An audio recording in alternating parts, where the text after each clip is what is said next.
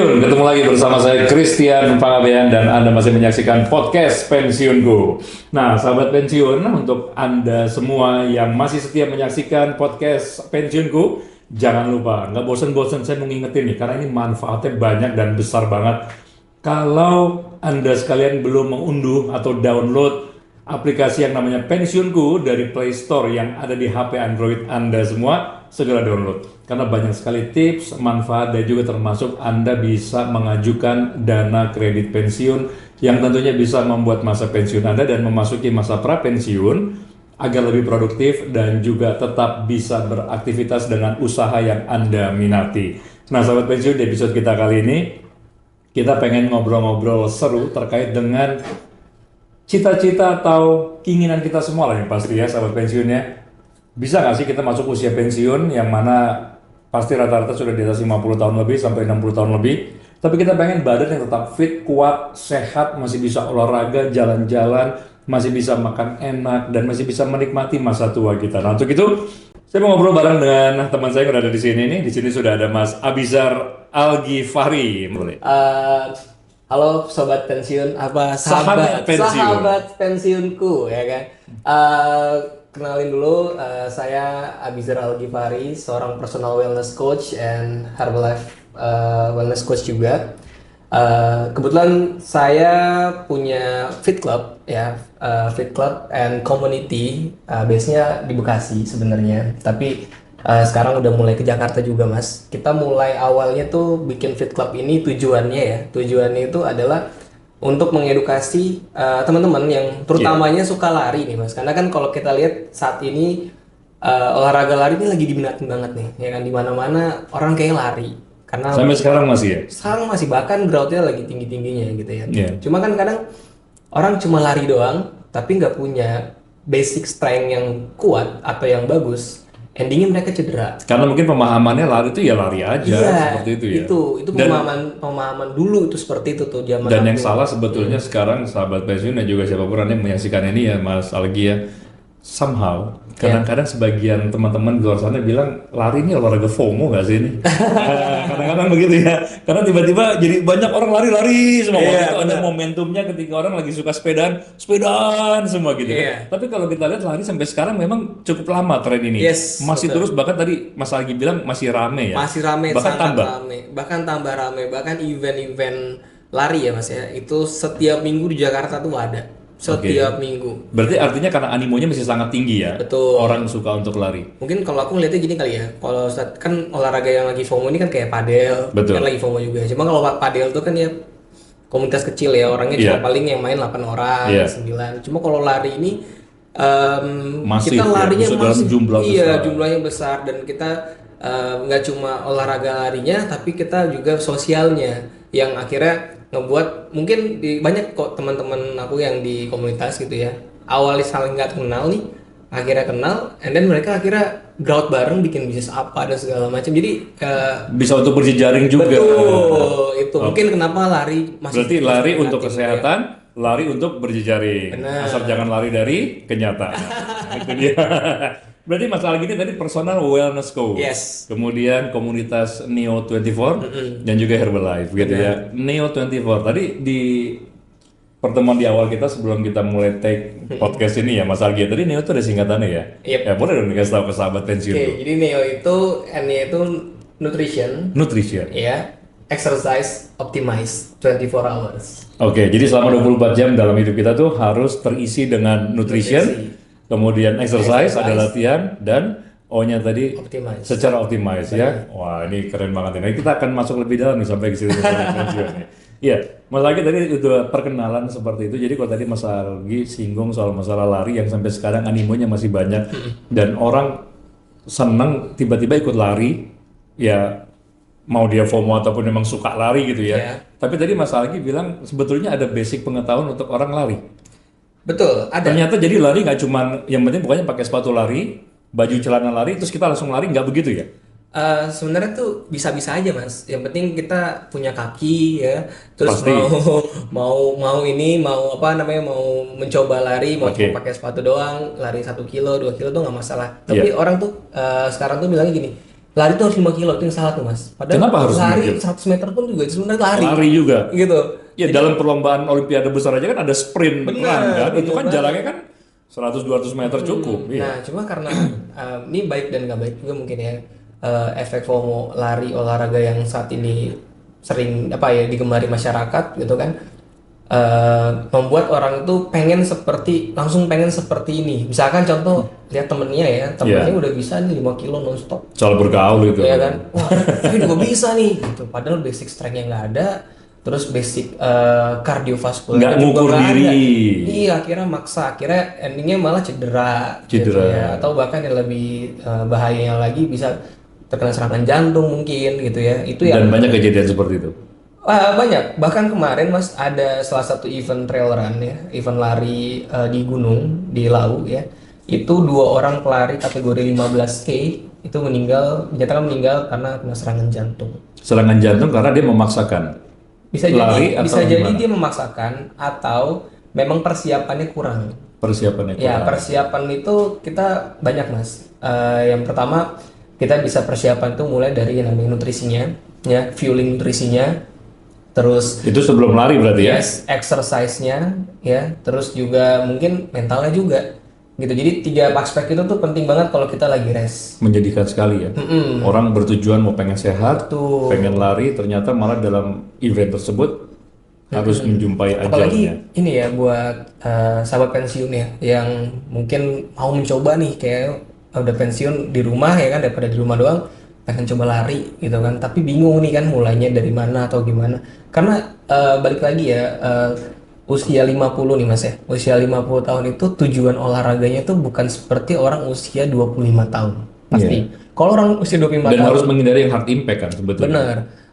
Usia 25 tahun mungkin kayak seumuran saya gitu ya, pengennya olahraga itu untuk six pack gitu, untuk kelihatannya pengennya Untuk secara visual iya, kelihatannya visual kuat gitu. Iya, berotot gitu ya. Ini tujuannya udah beda ya. Beda. Karena kalau misalkan usia di atas 50, harusnya tujuannya bukan untuk six pack lagi, tapi tujuannya adalah untuk happiness. Happiness. Yes, atau Dari olahraga atau lari tadi bring happiness. yes, karena kan ketika kita olahraga ya, lari apapun olahraganya, kita kan mengeluarkan zat endorfin. Oke. Ya, zat itu yang akan membuat kita senang. Hormon endorfin itulah yang membuat perasaan senang bahagia. Hormon-hormon itu yang membuat kita senang, bahagia gitu ya. Akhirnya selain itu happinessnya lagi apa nih yang bikin selain karena olahraga? Yaitu sehat, Mas. Oke. Ya kan? Sekarang kalau misalkan kita di usia 50 tahun six-pack ya buat apa? Bonus aja itu mah. Gitu Kalaupun masih bisa kejadian. kalau masih bisa kejadian. Bonus. Tapi kalau misalkan kita bisa sehat, bisa main sama cucu, bisa main sama anak, itu lebih. diajak pergi liburan, mah ikut yuk liburan ke Bali, masih bisa jalan sendiri, mandiri. Iya, Itu tujuannya ke situ. yang tujuannya utamanya. Oke.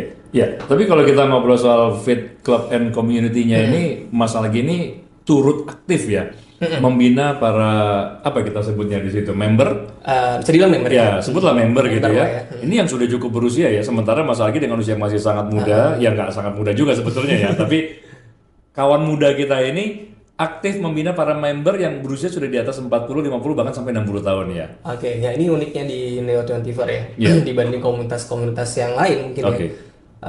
Kalau di Neo ini karena kita mengacu pada fitness club ya, atau olahraga fungsional kayak strength training, running drills, terus circuit training atau HIIT gitu ya. Akhirnya member-member kita ini usianya beragam, Mas. Beragam. Iya, beragam. Karena kalau misalkan community bisa disebut mungkin kumpulan orang gitu ya, kumpulan orang yang suka lari itu banyak banget gitu ya. Tapi karena kita punya program, akhirnya usia yang masuk juga beragam, mulai dari yang belasan tahun Ada SMA juga. dia tuh ada, sampai yang udah usia 60 tahun itu ada. Paling tua Paling tua membernya di tuh usia berapa, Mas? 60.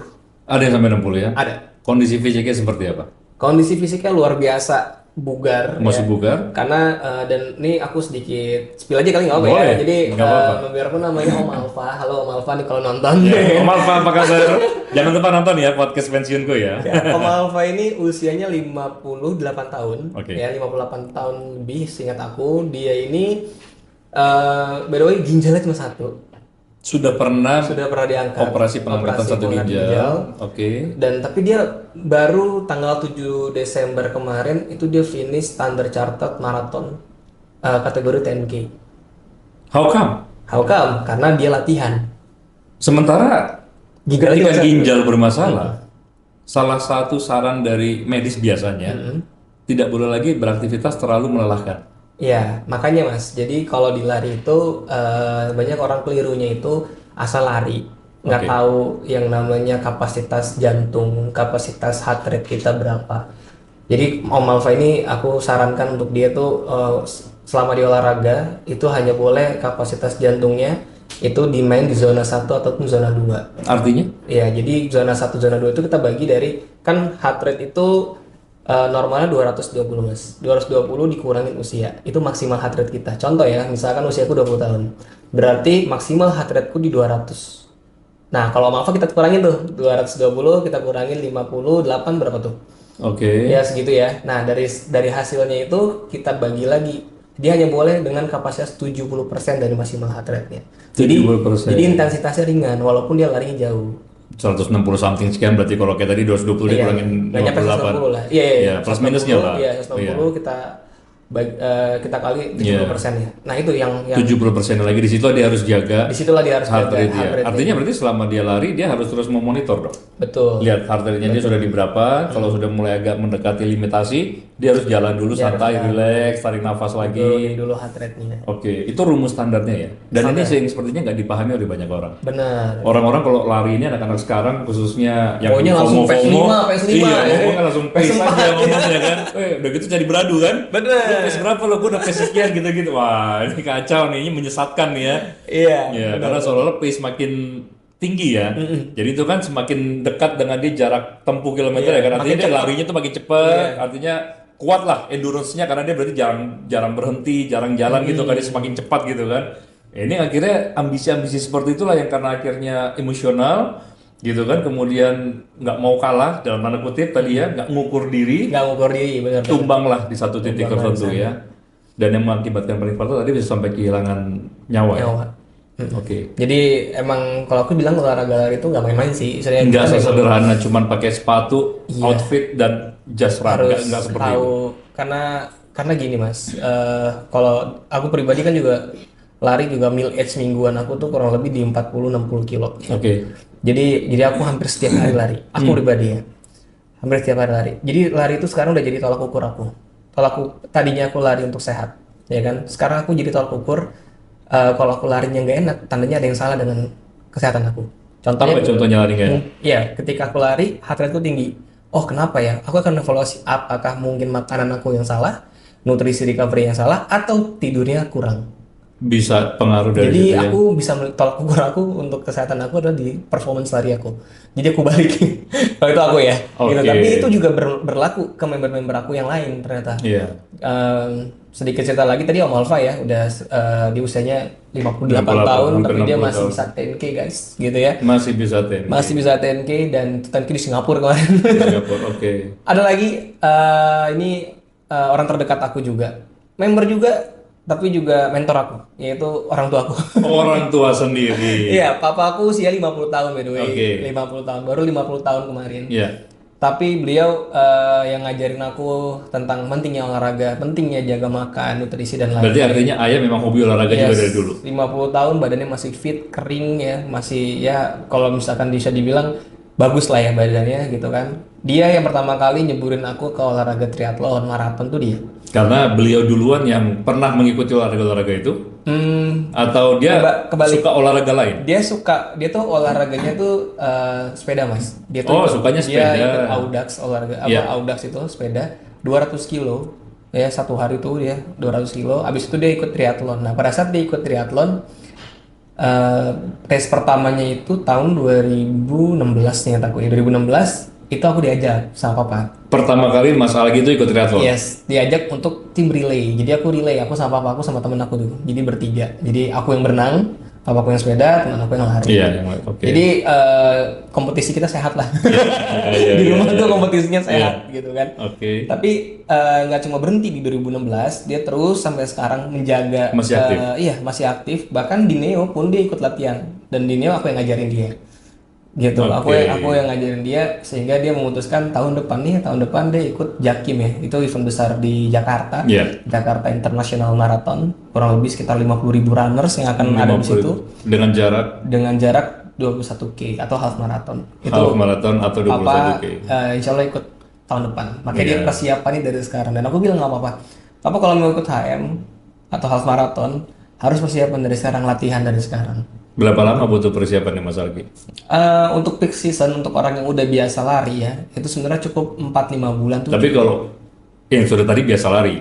Yang sudah Kalau biasa. untuk yang baru pemula tidak disarankan lah ya Setahun untuk sih. langsung sejauh itu 1 ya. tahun. Setahun Minimal ya. setahun. Kalau untuk pemula itu biasanya jarak berapa dulu sih? Untuk pemula 3 kilo, 5, Cukup ya? untuk race 5 kilo itu cukup. Udah cukup itu ya? aman. Itu santai aja ya.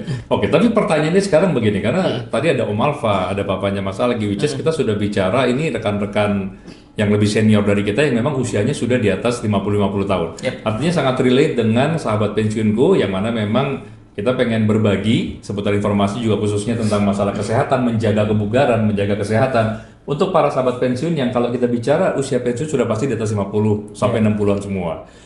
Pertanyaannya, pasti kan ada opsi lain dong selain lari kan, karena kan di atas usia 50 tahun mungkin nggak semua juga masih kuat lari karena salah satunya unsur yang paling banyak mengganggu kesehatan para orang tua ini dengkul nih ya. Ini impact, karena impact ketika lari itu kan ada benturan-benturan seperti itu ya. Nah, kemudian yang kedua ada lagi juga apa yang namanya dibilang penyusutan otot, masa otot ya, Iya, memasuki usia di betul. atas 40 tahun 50 tahun. Artinya kan otot ini kan penyangga anggota tubuh tulang yang kuat ini kemudian dibalut dengan otot-otot untuk kekuatan gitu ya. Nah, ini kan semua kan sangat berkaitan nih Mas Algi kan.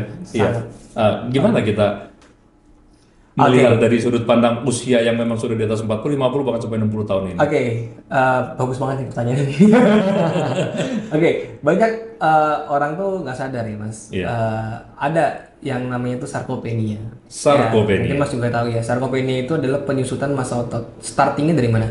Dari usia kita 30 tahun. 30 tahun? Kalau aku bilang sarkopenia itu adalah pencuri. 30 tahun? Massa otot, betul. Start. Di saat usia masih terbilang muda Masih dan terbilang masih sangat produktif untuk ya manusia sangat aktif di usia-usia tersebut, itu sudah mulai ada sarkopenia sebetulnya. Sudah.